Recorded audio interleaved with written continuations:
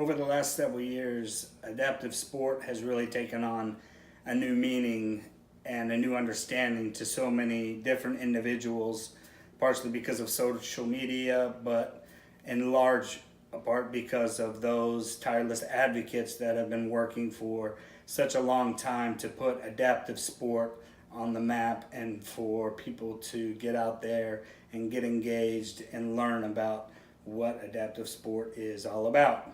In my case, I play tennis. So you see me post a lot about adaptive standing tennis.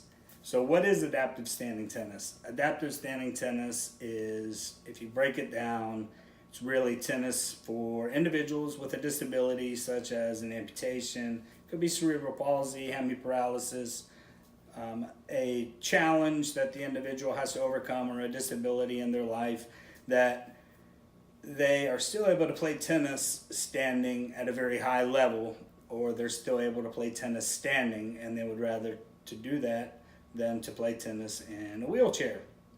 Now, adaptive sport, adaptive tennis has been around for some time, and we owe a great deal of respect and we'll just say respect to those who came before and basically paved the road for us with wheelchair tennis, who fought for years the same fight that we're fighting right now, and that's recognition, to be recognized as an official Paralympic sport, to be recognized by the ITF, and to be recognized as a sanctioned category of play.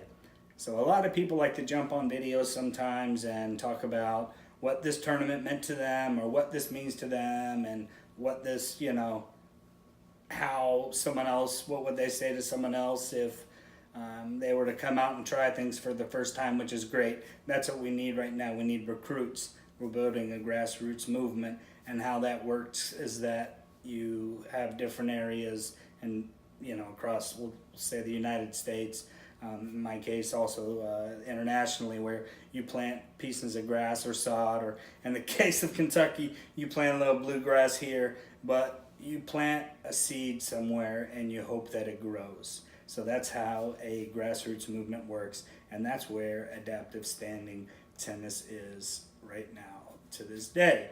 So overall, the message that we are trying to get out right now is that we would like to be included in these major opens, such as the US Open, Wimbledon, the Australian Open, French Open, and other ITF events. We would like to be accepted. We have the numbers.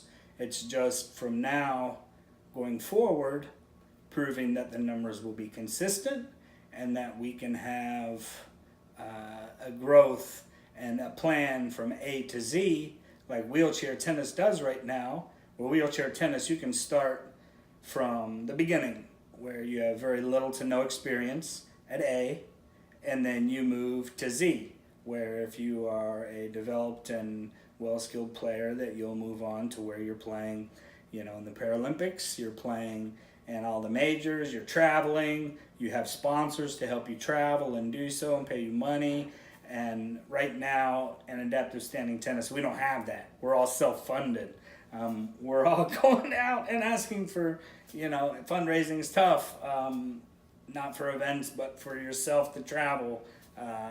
It's very difficult. So with adaptive standing tennis right now, that is what a category represents. And sport has such a great ability to transcend our thinking, and to where we're able to communicate with others in a completely different way, where others look at things and they say wow, and then that opens up a dialogue and a conversation. And right now, I guess in all forms of adaptive sport, the biggest issue is opening the money pipeline. So with adaptive sport right now, and with sport having the ability to transcend so many things and open up dialogue, it's very important for us as adaptive standing tennis players, as well as other adaptive athletes, to get out there, talk about their stories, talk to individuals, because the money's out there. It's just we're breaking social stigmas, we're getting out and sport is great at the end of the day. Sometimes I run on tangents, but one thing that I always tell my students in Houston and others that I go and, let's say I'll do in a public speaking event, and individuals ask me about, well, how can I get involved in adaptive standing tennis or adaptive tennis? It sounds like a great career. It sounds wonderful. My main, response to this is get an education. Use sport as a means to get an education to better your life, to better your health, to better. Use it as a tool. Use it as, something to your advantage. So many people right now are focused on, I want to become an adaptive athlete.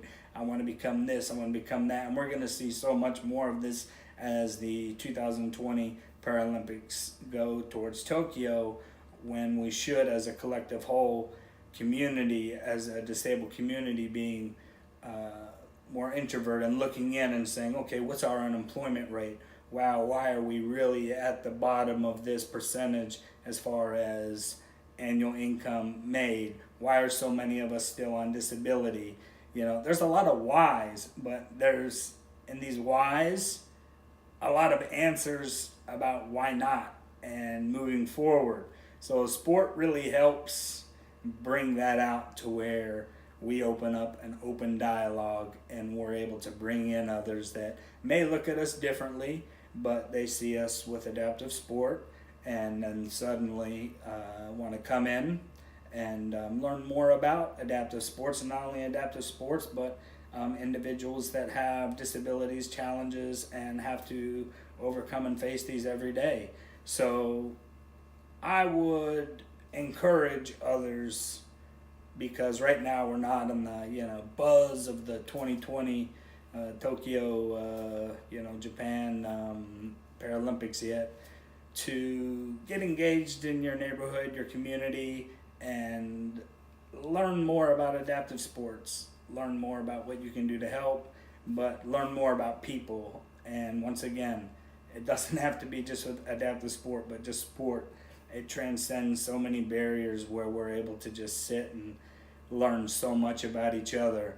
And I would encourage people to really take that in, go out, search for knowledge, be seekers, and while you're being a seeker at the same time, look for information not only on individuals with disabilities, but maybe individuals that come from your own circumstance, so we can all better the world as a whole. Because right now, I think that we could all use a big Band-Aid on what's going on. So anyways, we all appreciate everyone's support who is supporting standing adaptive tennis, as well as wheelchair tennis, adaptive tennis, any other adaptive sport, to basically get people involved and to create a healthy outlet where you're able to go out and do something constructively instead of one of the major three: sex, drugs, and alcohol.